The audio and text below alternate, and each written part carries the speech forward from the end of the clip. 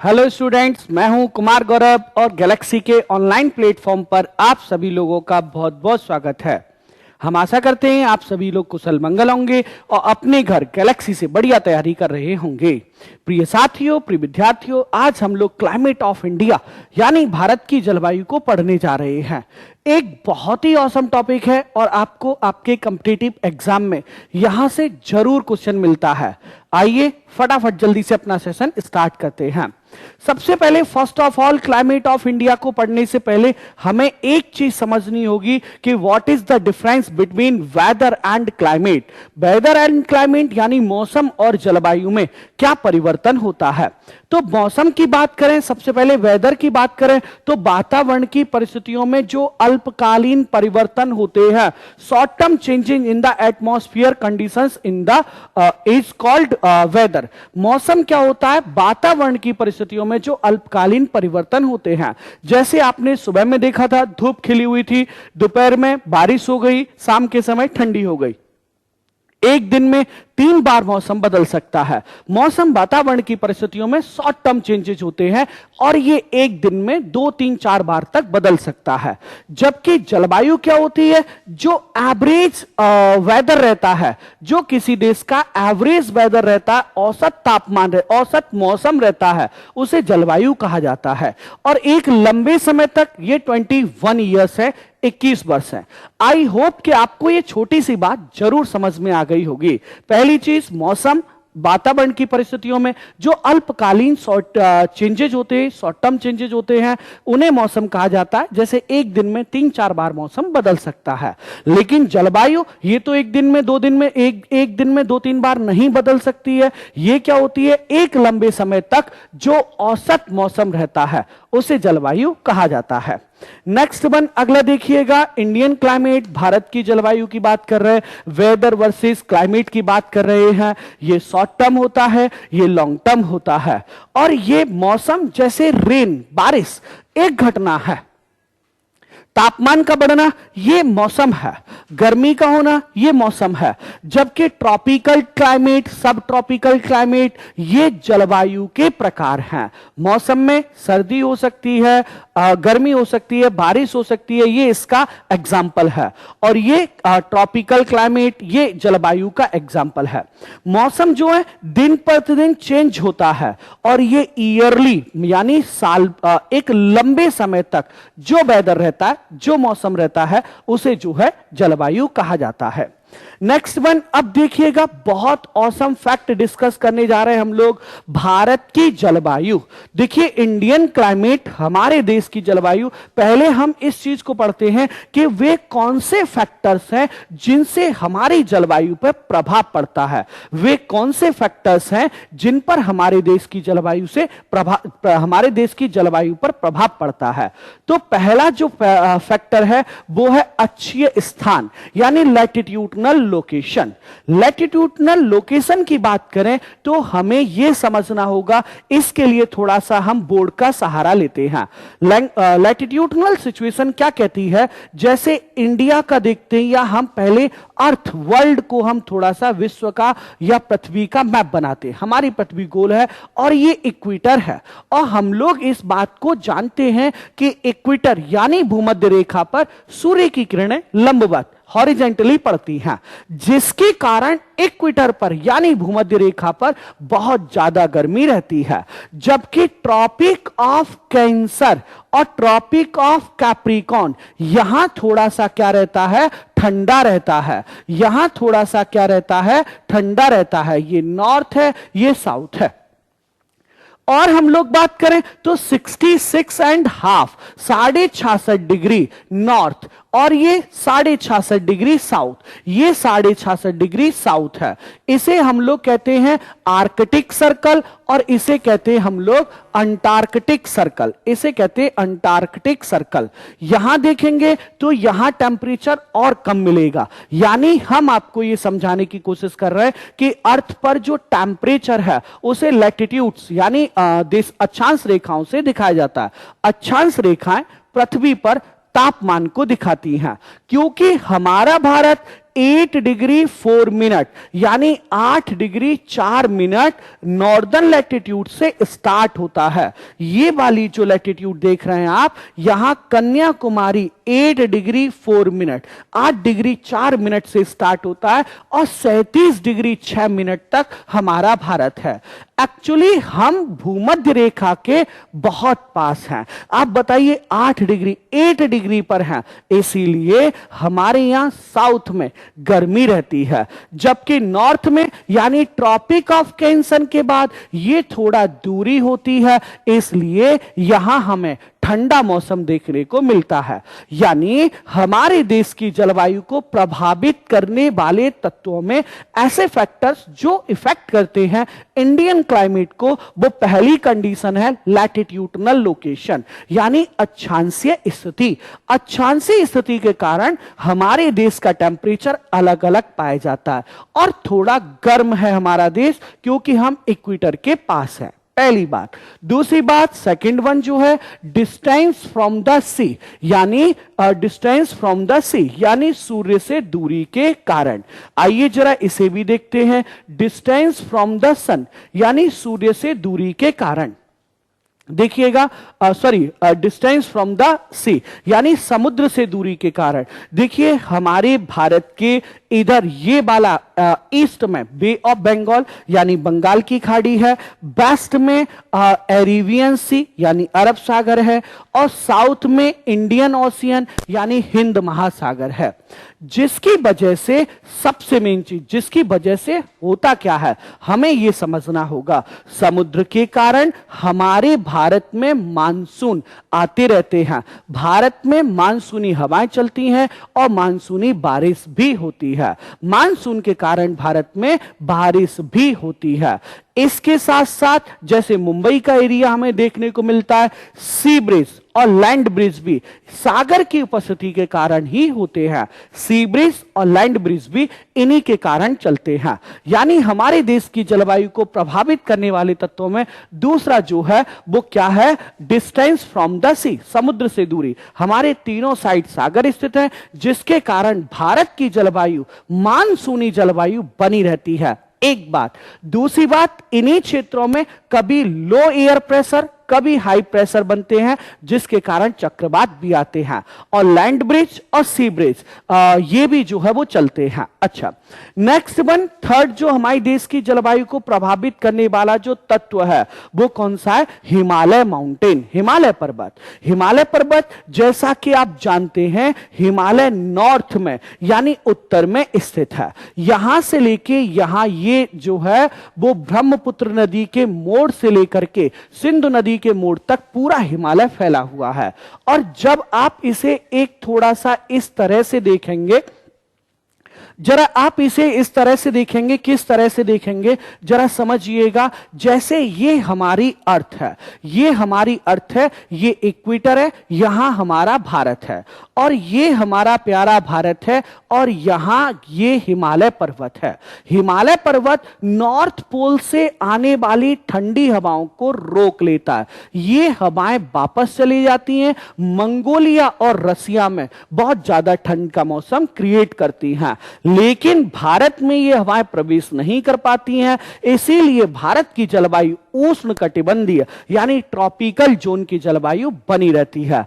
अगर ये हवाएं आ रही होती तो हमारा देश थोड़ा ठंडा होता, क्योंकि ये हवाएं हिमालय से टकराती हैं, वापस चले जाती हैं, इसीलिए भारत का मौसम गर्म बना रहता है।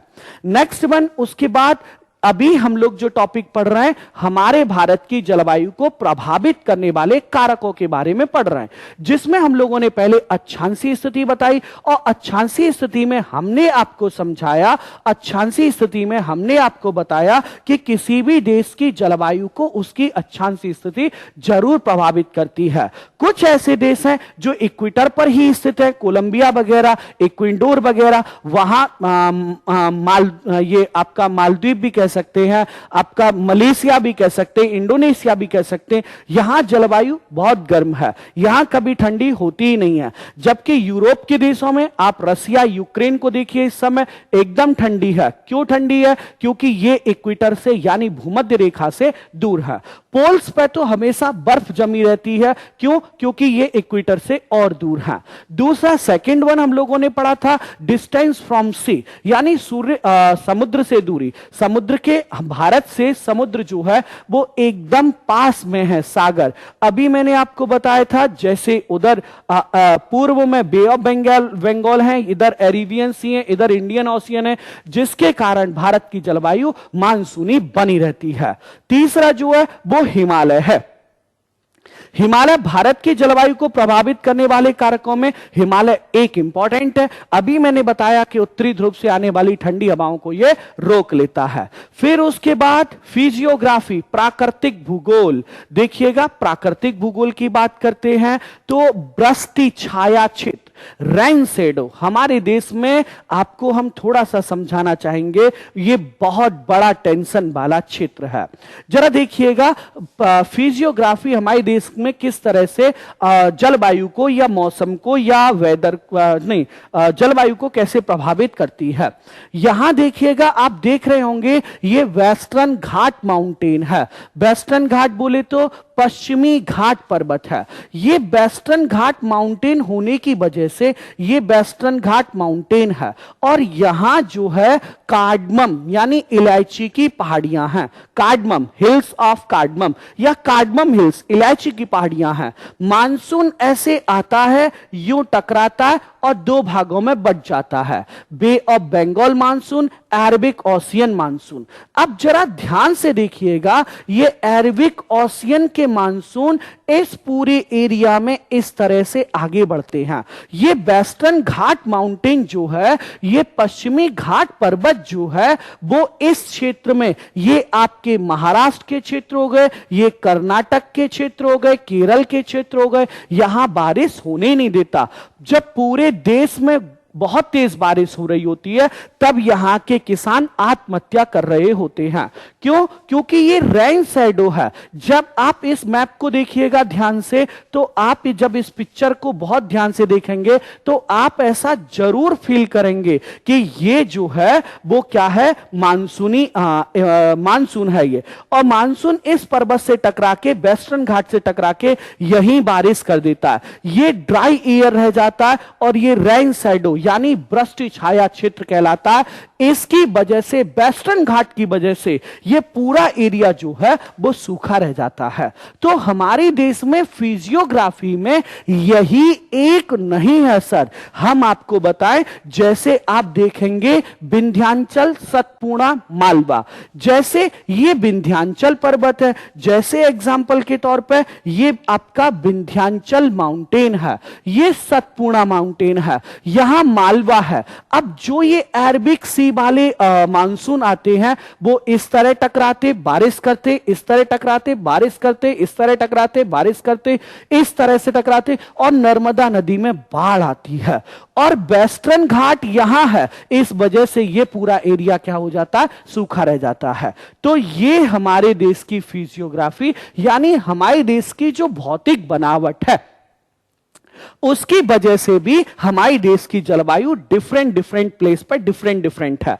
जैसे एग्जांपल के तौर पे आप देखेंगे हमारे देश में सबसे ज्यादा बारिश कहां होती है, मासेनराम में 1300 मिलीमीटर का वहां रिकॉर्ड भी बना है 18 जून को। जरा बात सुनिएगा, हमारी बात को समझिएगा। फिजियोग्राफी में, भौतिक प्रदेश में वहां क्या, गारो खासो और जैंतियाकी हिल्स है, जिसकी वजह से इतनी बारिश होती है। सबसे कम बारिश कहां होती है, लद्दाख में, क्योंकि लेह तक ये मानसून जो है वो पहुंच ही नहीं पाता है।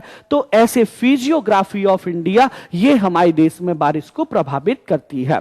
Next one, monsoon. मानसून सुनिएगा, आप देखिएगा हमारे देश में एक तरह से मानसून आता है, एक डायरेक्शन से मानसून जाता है। अभी आने वाला टाइम हो रहा है और यह है आपका कौन सा, south west monsoon. South west monsoon से पूरे देश में बारिश होती है। ये साउथ वेस्ट मानसून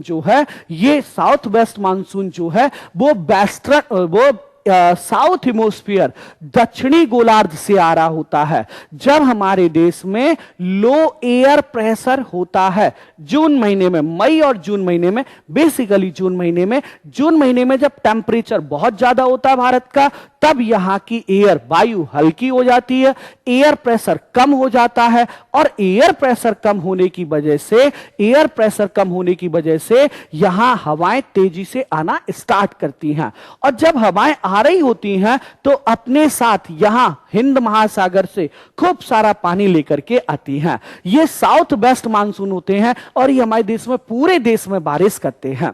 जबकि नॉर्थ ईस्ट मानसून, ये कहां से, नॉर्थ ईस्ट मानसून जो है ये आपको हम बताएं हिमालय के ये वाले क्षेत्र से स्टार्ट होते हैं। यहां से ये south west north east monsoon start होते हैं और ये इस तरह साउथ में जाते हैं। लेकिन यहां क्या है, यहां नीलगिरी की पहाड़ियां हैं, ईस्टर्न घाट माउंटेन है। ये ईस्टर्न घाट माउंटेन से टकरा के पूरे चेन्नई में बारिश करता है। ठंडियों के दिनों में आप समझिए चेन्नई में बाढ़ आ जाता है। उसका रीजन क्या है, उसका रीजन है नॉर्थ ईस्ट मानसून। तो ये साउथ वेस्ट मानसून और नॉर्थ ईस्ट मानसून ये भी हमारे देश की जलवायु को प्रभावित करते हैं, और मैं तो ये कहूंगा ये सबसे ज्यादा प्रभावित करते हैं। और इसमें भी south west monsoon, south west अगर आपके एग्जाम में आ जाए कि इंडियन मानसून की direction, what is the direction of Indian monsoon, तो वो है साउथ वेस्ट। भारतीय मानसून की जो डायरेक्शन है वो साउथ वेस्ट है। नेक्स्ट वन आगे बढ़ते हैं। अपर ईयर सर्कुलेशन, ऊपरी अपर ईयर सर्कुलेशन, अपर ईयर सर्कुलेशन। चलिए फिर नेक्स्ट वन, अच्छा भारतीय जलवायु को प्रभावित करने वाले तत्व, ये मानसूनी पवन हम लोगों ने डिस्कस की थी, ठीक है। अच्छा फिर अपर वायु, ये इस तरह से जो कहना चाहिए एक करंट चलते हैं, पूरे दुनिया में ये करंट चलते हैं, जिनमें से सबसे फेमस है जेट स्ट्रीम। जेट स्ट्रीम हमारे देश में भी बारिश करता है और ये ऊपरी वायु परिसंचरण जो है वो हमारे देश की जलवायु को प्रभावित करता है। ठंडियों के दिनों में भारत में जो बारिश होती है उसका सारा क्रेडिट जो है वो किसको जाता है, अल नीनो को जाता है। ये एक हाई प्रेशर करंट होते हैं या कह सकते हैं वाटर करंट होते हैं, और इनकी वजह से भी भारत में क्या होता है, परिवर्तन होता है, जलवायु परिवर्तन होता है। चक्रवात मैंने अभी आपको बताए, चक्रवात उष्णकटिबंधीय चक्रवात, और दूसरा जो है उष्णकटिबंधीय चक्रवात, और दूसरा सेकंड वन जो है वेस्टर्न डिस्टरबेंस। वेस्टर्न डिस्टरबेंस पश्चिमी विक्षोभ, सर पश्चिमी विक्षोभ वेस्टर्न डिस्टरबेंस भूमध्य सागर से मेडिटेरियन सी से चलने वाले तेज जो है वो क्या कह सकते हैं, एक जो है वायु की धारा है, और ये वायु की धारा विंड फ्लो ये यहां से मेडिटेरियन सी से चल करके और भारत में यहां तेज बारिश करता है। कौन सा, ये है आपका वेस्टर्न डिस्टरबेंस, पश्चिमी विक्षोभ। वेस्टर्न डिस्टरबेंस है, ये पश्चिमी विक्षोभ है।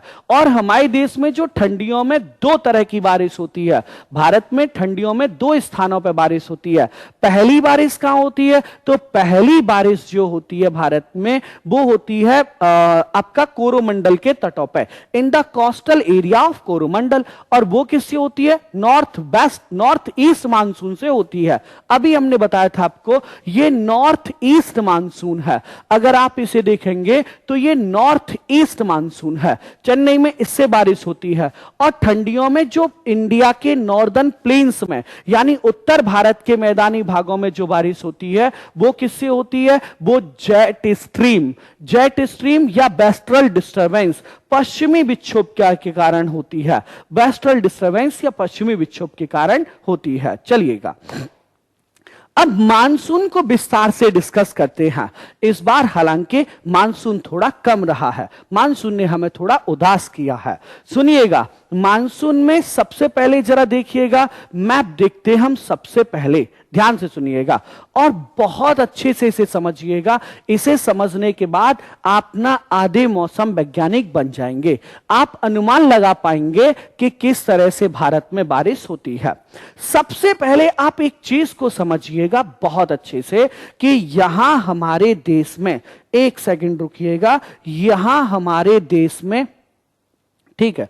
यहां हमारे देश में वो हिल्स ऑफ कार्डमम यानी इलायची की पहाड़ी हैं, यानी इलायची की पहाड़ियां हैं, इलायची की पहाड़ियां हैं, यहां इलायची की पहाड़ियां हैं। अच्छा, ये इलायची की जो पहाड़ियां हिल्स ऑफ कार्डमम, जब मानसून आता है तो आप देख रहे होंगे ये दो पार्ट में डिवाइड हो जाता है। फर्स्ट वन इसी से टकरा के, first one Arabian sea branch, Arabian sea branch, first one Arabian sea branch, second one bay of Bengal branch. पहले एरिवियन सी ब्रांच में बात करते हैं।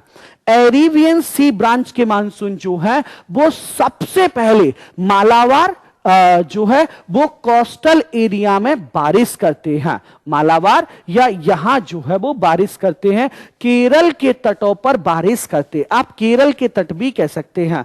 ये जून के फर्स्ट वीक में केरल के तटों पर बारिश करते हैं, जून के फर्स्ट वीक में केरल के तटों पर बारिश करते हैं। और उसके बाद ये पूरा शैडो एरिया हो जाता है, वेस्टर्न घाट के किनारे किनारे ये जो है वो आगे बढ़ते हैं। उसके बाद ये क्या करते हैं, जब यहां तापी रिवर के बाद वेस्टर्न घाट खत्म हो जाता है, ये यहां से एंट्री करते हैं और पूरे मध्य प्रदेश विंध्याचल और सतपुड़ा के बीच में ये बारिश करते हैं। और इतना एरिया आप जो देख रहे हैं, ये पूरा एरिया जो है वो सूखा रह जाता है, ये पूरा एरिया जो है जो व्हाइट कलर का वो सूखा रह जाता है। अब इनमें से एक ब्रांच, एरिबिन में से एक ब्रांच जो है वो कहां आती है, आगे गुजरात राज्य में, और गुजरात राज्य में यहां सौराष्ट्र वाले प्रदेश में बारिश करती है। कच्छ के रण में कोई बारिश नहीं होती है। यही मानसून अरावली पर्वत को क्रॉस करके आगे बढ़ता है, क्योंकि अरावली इनके पैरेलल है, तो ये अरावली से टकरा के राजस्थान राज्य में कोई बारिश नहीं करते हैं। आगे जाके ये हिमाचल प्रदेश, और हिमाचल प्रदेश में भी धर्मशाला में और उत्तराखंड में तेज बारिश करते हैं। उत्तराखंड में बादल फटने की घटना इन्हीं के कारण होती है। ये बीच में दिल्ली में भी थोड़ा बारिश करते हैं क्योंकि वहां रायसीना हिल्स हैं।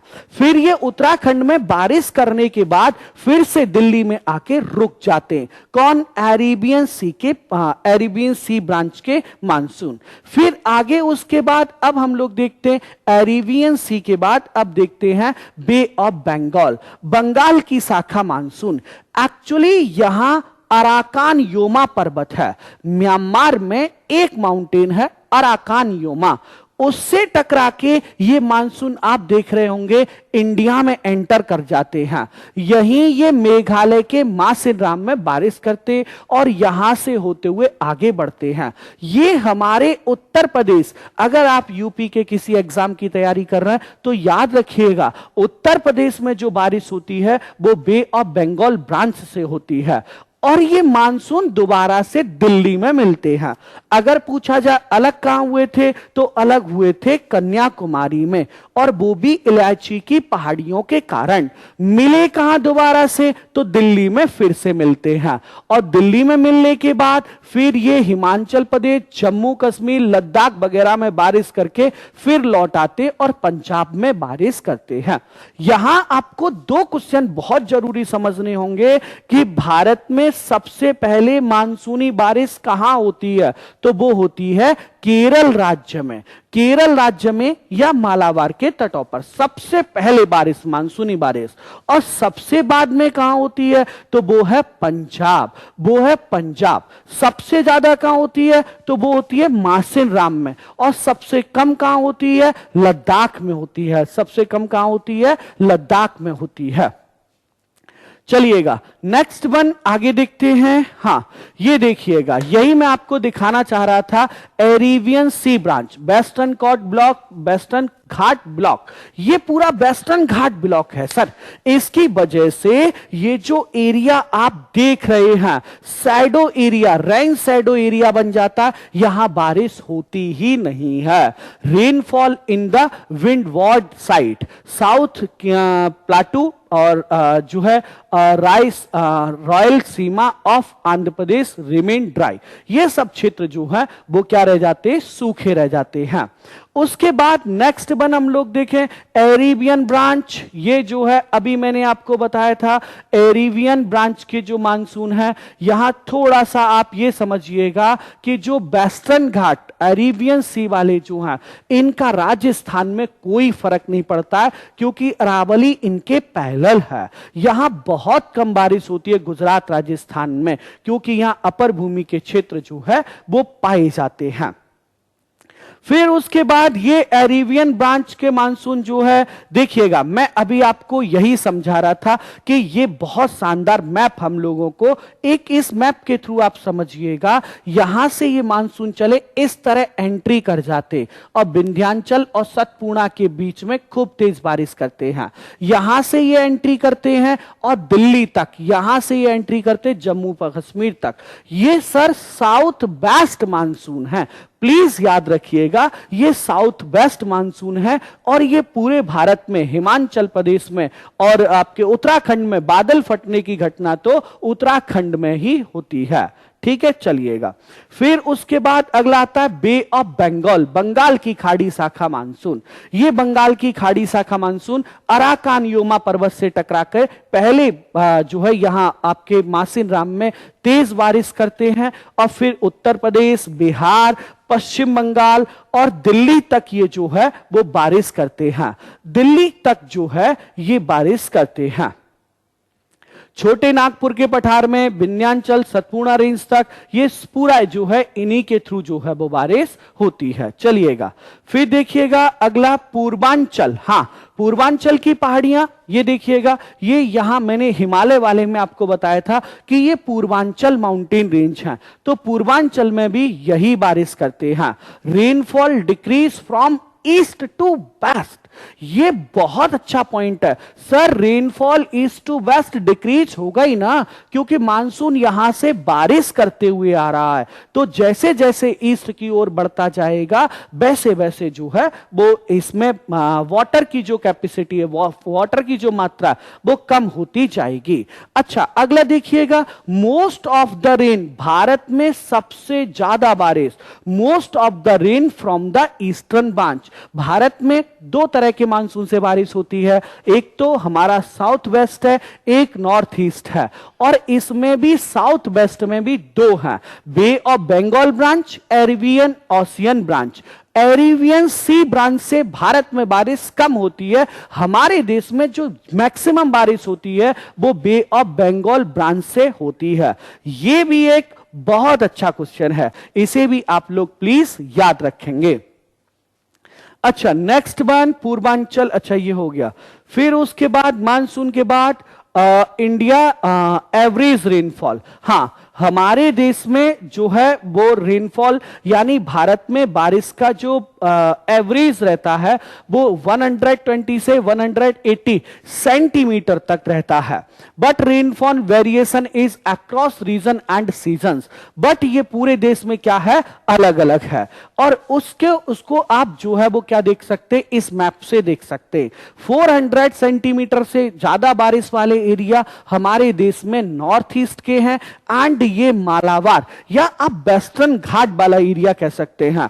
आपको पता उसका रीजन क्या है, हम लोग अब तक काफी बार इसको डिस्कस भी कर चुके हैं।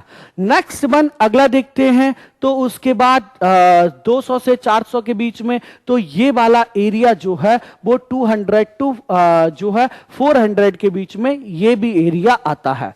और ड्राई वाला 0 से 20 ये भी हमारे देश में है, ये 0 से 20 वाला है, जो कि आपका कह सकते हैं Deccan, the plateau of Deccan, Deccan का पठार है।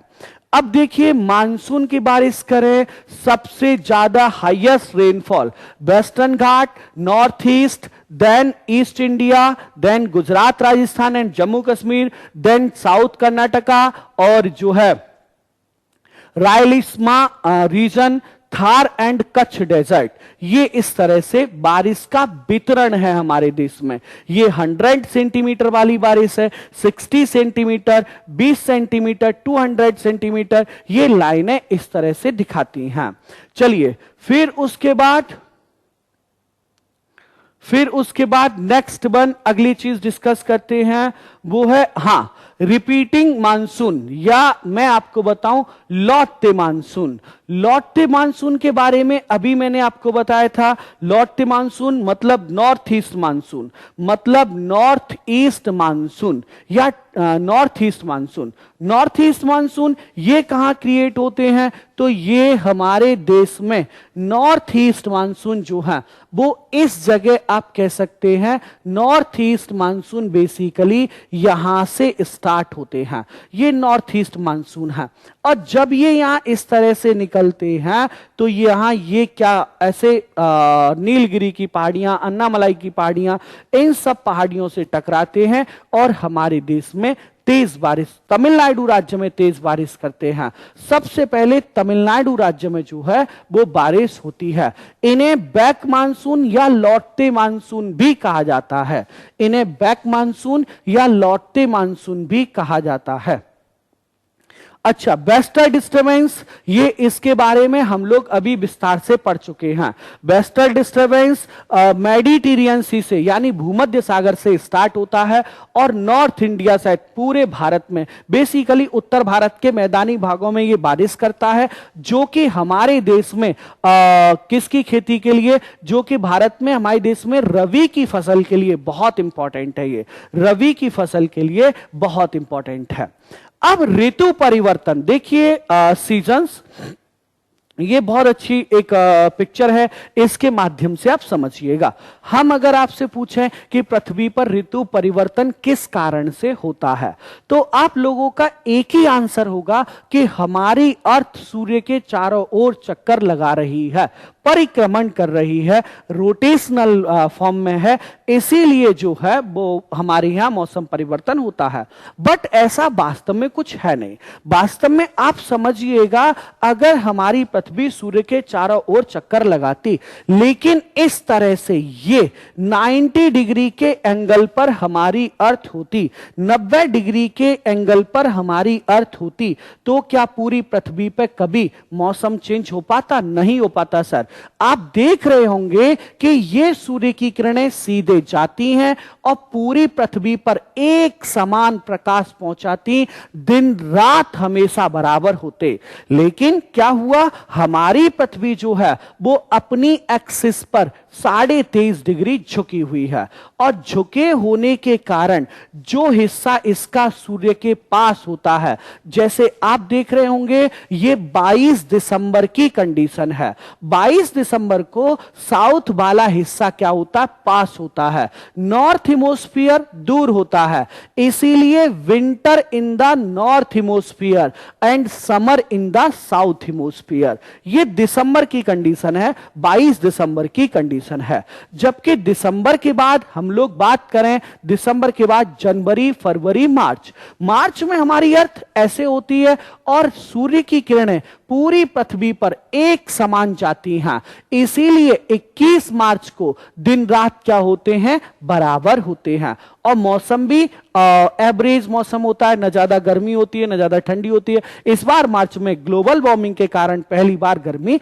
ज्यादा थी। अच्छा, फिर उसके बाद सन, सूर्य की बात करते हैं तो सूर्य जो है, फिर उसके बाद मार्च के बाद अप्रैल, मई, जून, और 21 जून को, पहले हम दूर थे लेकिन अब हम सन के क्या है? पास है। तो नॉर्थ हेमिस्फीयर में समर होती है एंड साउथ हेमिस्फीयर में जो है वो क्या होती है? साउथ हेमिस्फीयर में जो है वो विंटर होती है, यानी सर्दी होती है। और इसी के कारण हमें जो है 21 जून को नॉर्थ हेमिस्फीयर में यानी उत्तरी गोलार्ध में सबसे बड़ा दिन होता है।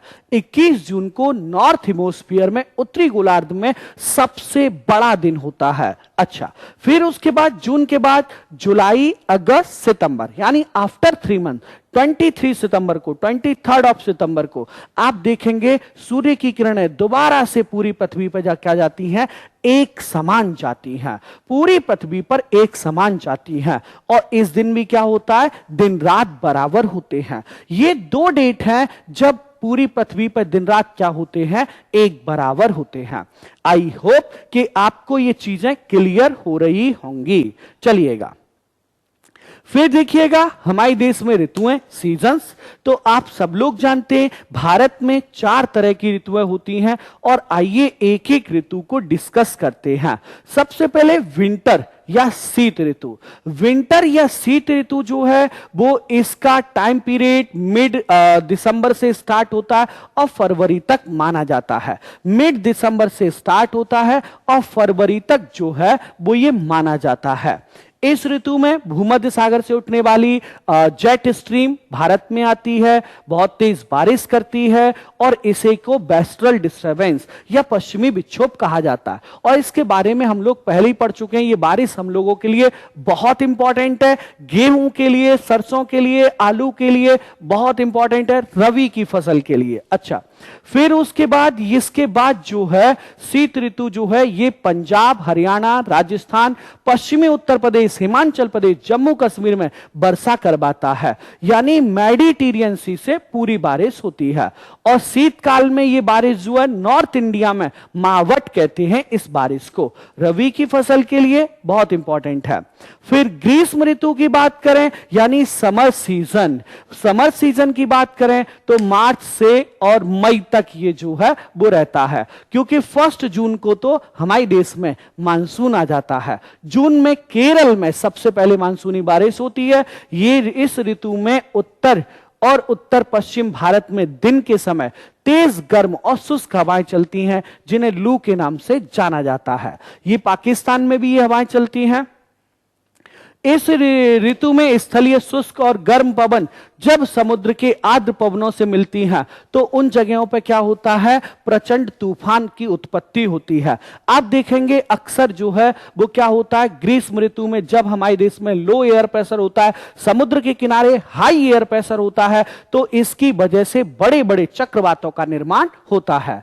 इसे मानसून पूर्व चक्रवात के नाम से भी जाना जाता है। मैं बताऊं, जब हमारे देश में लो एयर प्रेशर है और बंगाल की खाड़ी में हाई एयर प्रेशर है तो बंगाल की खाड़ी से तेज हवाएं चलना शुरू करती हैं, बे ऑफ बंगाल से। ये हवाएं सबसे पहले बंगाल को डिस्टर्ब करती हैं और बंगाल में इन्हें काल बैसाखी कहा जाता है। उसके बाद ये हवाएं नॉर्थ ईस्ट में बहुत ज्यादा डिस्टरबेंस क्रिएट करती हैं और इन्हें नॉर्थ वेस्ट में नॉर्वेस्टर कहा जाता है। उसके बाद ये साउथ इंडिया में पहुंचती हैं, जहां इन्हें मैंगो शॉवर, कॉफी शॉवर या चेरी ब्लॉसम के नाम से जाना जाता है, चेरी ब्लॉसम के नाम से जाना जाता है। फिर आती है वर्षा ऋतु, रेनी सीजन। सबको इंतजार रहता है गर्मी के बाद। इस ऋतु का समय जून से सितंबर तक रहता है। इसका जो है समय जो है जून से सितंबर तक रहता है। और किस तरह से इसका कैसे कैसे बारिश होती है वो मैंने आपको अभी बताया। अच्छा, नेक्स्ट वन अगली होती है शरद ऋतु। तो इसका समय जून से सितंबर तक रहता है। जून से सितंबर तक भारत में जो है वो शरद ऋतु रहती है। अच्छा, नेक्स्ट वन अगला, अब जरा देखिएगा एमसीक्यू फ्रॉम वेरियस एग्जामिनेशन से जो है वो कुछ एमसीक्यूज हैं। देखिएगा, क्वेश्चन है निम्नलिखित कथनों पर विचार कीजिए। बहुत अच्छा क्वेश्चन है। मानसून की अवधि दक्षिण भारत से उत्तर भारत की ओर घटती जाती है। क्या ये जो है ऑसम पॉइंट है। फिर भारत के उत्तरी मैदानों में वार्षिक वर्षा की मात्रा पूर्व से पश्चिम की ओर घटती जाती है। ऊपर दिए गए कथनों में से कौन सा सही है या कौन से सही है? देखिए, मानसून की अवधि दक्षिण भारत से उत्तर भारत की ओर घटती जाती है। बिल्कुल सही बात है, क्योंकि मानसून साउथ इंडिया से स्टार्ट होते हैं। और उसके बाद दूसरा क्या कह रहा है कि भारत के उत्तर मैदानों में वार्षिक वर्षा की मात्रा उत्तर मैदानों में वार्षिक वर्षा की मात्रा पूर्व से पश्चिम की ओर घटती जाती है। सर अभी तो पढ़े हैं कि पूर्व में मानसून ज्यादा बारिश करता है, पश्चिम में कम करता है, क्योंकि पूर्व से बे ऑफ बंगाल शाखा के मानसून एंटर करते हैं। नेक्स्ट वन, यानी इसमें स्टेटमेंट में आपका आंसर होगा बोथ, फर्स्ट एंड सेकंड दोनों। और ये बहुत अच्छा तकनीकी क्वेश्चन है जिसमें आपको यह बताया गया है कि भारत के उत्तर के मैदानी भागों में वार्षिक वर्षा बाकी मात्रा जो क्वांटिटी है वाटर की वो पूर्व में ज्यादा रहती है, पश्चिम में कम रहती है, घटती जाती है। नेक्स्ट वन, निम्नलिखित में से किस एक कारण से शीतकालीन मौसम में भारत के उत्तर पश्चिम भागों में वर्षा होती है? नॉर्थ वेस्ट इंडिया में बारिश होती है, वो भी शीतकाल में। चक्रवातीय बारिश, निर्वतनीय बारिश, वेस्टर्न डिस्टर्बेंस और दक्षिण पश्चिम मानसून। साथियों अभी हम लोगों ने डिस्कशन किया था हमारे देश में विंटर सीजन में दो ही जगह बारिश होती है। एक होती है on the coastal area of Tamil Nadu के तटों पर या कोरोमंडल के तटों पर, वो होती है नॉर्थ ईस्ट मानसून के कारण। और नॉर्थ इंडिया में जितनी बारिश होती है वो सिर्फ और सिर्फ वेस्टर्न डिस्टर्बेंस यानी पश्चिमी विक्षोभ के कारण होती है, वेस्टर्न डिस्टर्बेंस के कारण होती है। फिर देखिए लिखा है उत्तर भारतीय मैदानों के विभिन्न भागों में वर्षा की मात्रा अनियमितता का मुख्य रूप से किसके कारण होती है? बहुत अच्छा और तकनीकी क्वेश्चन है। उत्तर भारतीय मैदानों के विभिन्न भागों में वर्षा की मात्रा में अनियमितता जो होती है मुख्य रूप से किसके कारण होती है? भारत के उत्तर पश्चिम भागों में निम्न दबाव की अनियमित तीव्रता, निम्न दबाव द्रोणिका के अक्ष की स्थिति में विविधता, चक्रवातों की आवृत्ति में विविधता, प्रत्येक वर्ष वायु द्वारा धारित नमी की मात्रा में विभिन्नता। तो जरा इसका राइट आंसर समझिएगा। हमारे नॉर्थ इंडिया में जो मैदानी भाग है वहां जो अनियमित बारिश होती है उसका मुख्य कारण है निम्न दाब द्रोणिका की अक्ष की स्थिति में भिन्नता। यहां क्या है, निम्न दाब, जहां जैसे जैसे निम्न दाब लो एयर प्रेशर क्रिएट होगा वैसे ही हमारे उत्तर भारत में बारिश होगी। लो एयर प्रेशर जहां जहां क्रिएट होगा वैसे ही उत्तर भारत में बारिश होगी। चक्रवातों की आवृत्ति में भिन्नता, चक्रवात समुद्र के किनारे जो एरिया है, सागर के किनारे जो एरिया, वहां की बारिश को प्रभावित करते हैं। प्रत्येक वर्ष वायु द्वारा धारित नमी की मात्रा में भिन्नता, यह भी आप कह सकते हैं एक तरह से ऑप्शन हो सकता है क्योंकि जितना मॉइस्चर होगा उतनी बारिश होगी। नेक्स्ट वन, अगला देखिएगा। भारत के पश्चिमी तटों पर भारी बारिश लेकिन दक्षिण पठार में बहुत कम बारिश, ऐसा क्यों? अरे सर ये तो अभी हम लोग पढ़े थे भाई। इसका रीजन ये है, इसका रीजन आप लोग देखिएगा, एक बार समझिएगा, हम बता देंगे एक सेकंड में। देखिए दक्षिण के पठारी पश्चिमी घाट के विवाड़ की तरफ स्थित है, या दूसरा है दक्षिण पश्चिम मानसून इस क्षेत्र के बाहर से गुजर जाता है। दक्षिण पठार में ऊंचे पर्वतों का अभाव है, यहां कमजोर निम्न दाब है। पहला वाला ऑप्शन एकदम सही है। दक्षिण जो वेस्टर्न घाट माउंटेन है वो इसमें बारिश होने नहीं देता है। अच्छा, फिर अपसरित मानसून किन महीनों में आते हैं? अपसरित मानसून यानी इसे कहते हैं रिटर्निंग मानसून। तो ये आपके कब स्टार्ट होते हैं? ये अक्टूबर और नवंबर में स्टार्ट होते हैं, ठंडियों के शीतकालीन वाले। अच्छा, फिर अपसरित मानसून ये हो गया आपका। फिर है भूमध्य और मानसून, भूमध्य सागरीय और मानसून जलवायु के संबंध में निम्नलिखित कथनों में से कौन से सही हैं? भूमध्य सागरीय और मानसूनी जलवायु के संबंध में निम्नलिखित कथनों में से कौन से सही हैं?